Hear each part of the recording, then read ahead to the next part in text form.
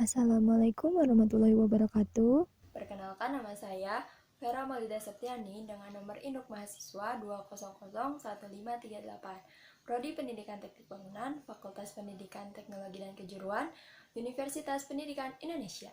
Di video ini, saya akan menjelaskan materi tentang ibadah. Apa sih yang dimaksud dengan ibadah itu? Pengertian ibadah. Ibadah berasal dari bahasa Arab, yaitu ibadah yang artinya menyembah atau menghamba. Ibadah secara etimologi berarti merendahkan diri serta tunduk.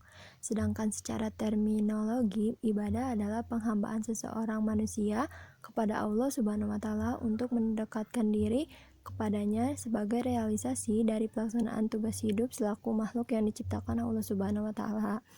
Menurut syara, ibadah adalah sebutan yang mencakup seluruh apa yang dicintai Allah, baik berupa ucapan atau perbuatan yang zohir, tampak, maupun yang batin, tidak tampak. Kewajiban ibadah. Kewajiban ibadah terdapat dalam surat Az-Zariyat ayat 56-58. Allah memerintahkan manusia dan jin untuk ibadah kepada Allah Subhanahu wa taala. Beribadah kepada Allah Subhanahu wa taala berarti memusatkan penyembahan kepadanya semata-mata. Tidak ada yang disembah dan mengabdikan diri kecuali kepadanya saja. Suatu pekerjaan bernilai ibadah atau tidak tergantung kepada niatnya. Ibadah juga mempunyai fungsinya loh. Yang pertama sebagai amal soleh yang akan menjadi bekal manusia di akhirat kelak. Yang kedua sebagai sarana untuk mendekatkan diri kepada Allah. Karena pada hakikatnya Allah itu dekat dengan manusia. Tapi tidak semua manusia merasa dekat dengan Allah. Yang ketiga sebagai wujud rasa syukur manusia terhadap semua karunia yang Allah telah berikan. Yang keempat sebagai sarana untuk mencari ridha Allah Subhanahu wa taala. Ibadah juga terbagi menjadi macam-macam. Yang pertama ada ibadah hati, contohnya rasa takut, rasa cinta, tawakal. Yang kedua ada ibadah lisan, contohnya seperti tasbih, tahlil, takbir, tahmid, dan syukur dengan lisan. Yang ketiga ada ibadah anggota badan, contohnya seperti sholat, haji. Ada juga yang mengatakan bahwa ibadah itu dibagi menjadi 3 macam, yaitu yang pertama ada ibadah madlah, ibadah yang dilakukan hanya berhubungan dengan Allah, contohnya ibadah sholat. Yang kedua ada ibadah ghair madlah, ibadah yang tidak hanya sekedar menyangkut hubungan dengan Allah, tetapi juga menyangkut hubungan sesama makhluk, contohnya zakat. Yang ketiga ada ibadah wajhain, ibadah yang memiliki dua sifat sekaligus, contohnya menikah. Terdapat beberapa syarat dalam beribadah. Yang pertama, ikhlas karena Allah semata. Hal ini merupakan konsekuensi dari syahadat, yaitu la ilaha illallah. Karena ia mengharuskan ikhlas beribadah hanya kepada Allah dan tidak syirik kepada Allah. Yang kedua ada ittiba sesuai dengan tuntunan Rasulullah Shallallahu Alaihi Wasallam.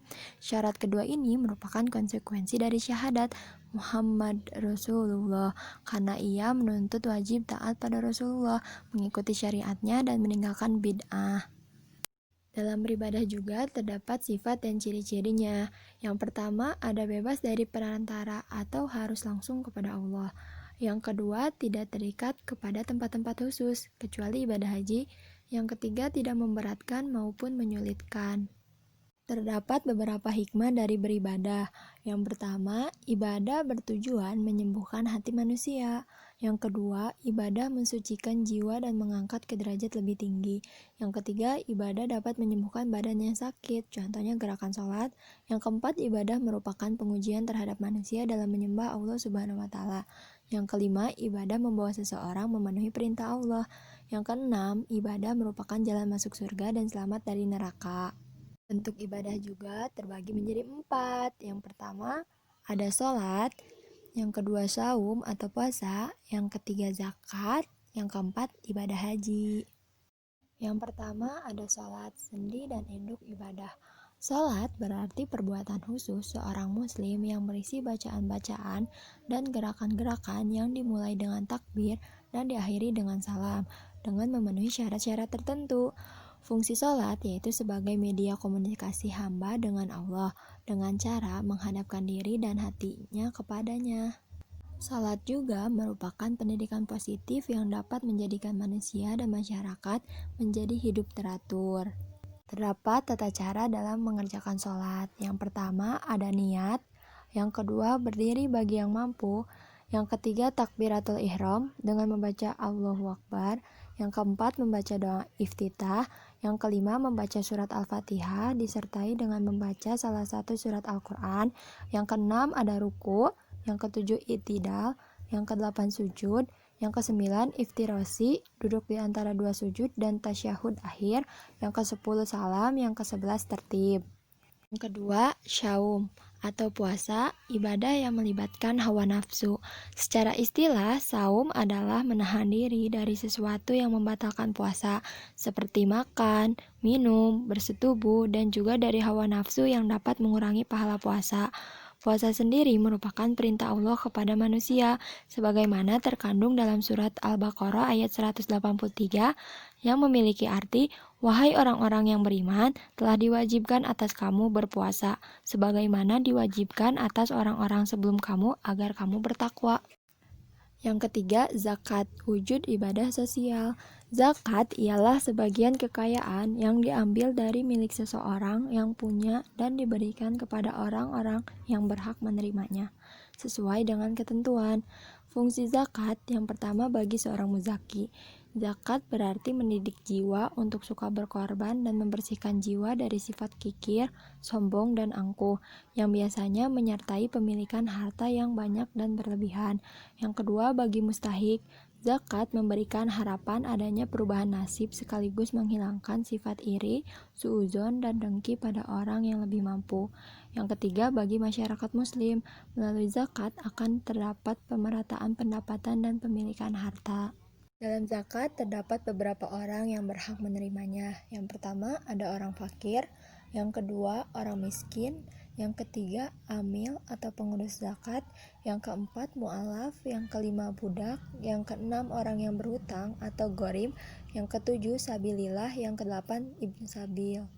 Yang keempat, ada haji, puncak ibadah, pengorbanan lahir dan batin. Secara istilah, haji adalah menyengaja mengunjungi Ka'bah untuk melakukan beberapa amal ibadah dengan syarat-syarat tertentu. Haji ini wajib dikerjakan oleh seorang muslim yang sanggup melakukan di masa-masa tertentu dan tempat-tempat tertentu, dan dilakukan atas dasar karena Allah semata. Dalam ibadah haji terdapat tata caranya. Yang pertama, ihram, yaitu berniat melakukan ibadah haji.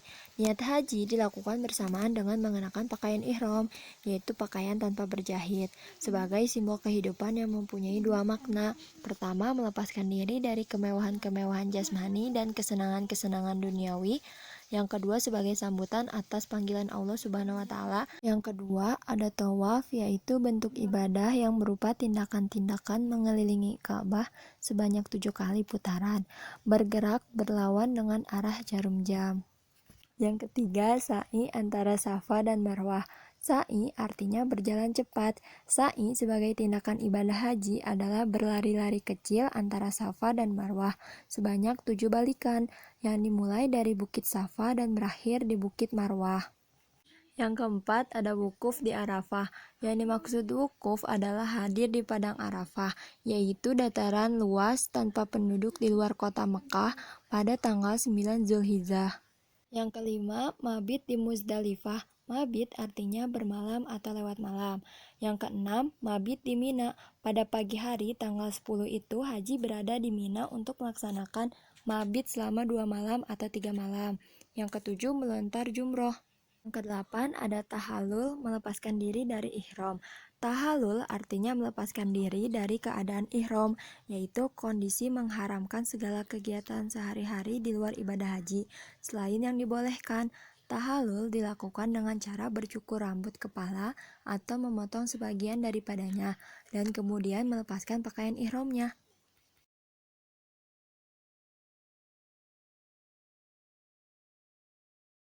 Nah, itulah materi mengenai ibadah. Semoga materi tersebut dapat bermanfaat bagi kalian semua. Wassalamualaikum warahmatullahi wabarakatuh. Terima kasih. Bye-bye.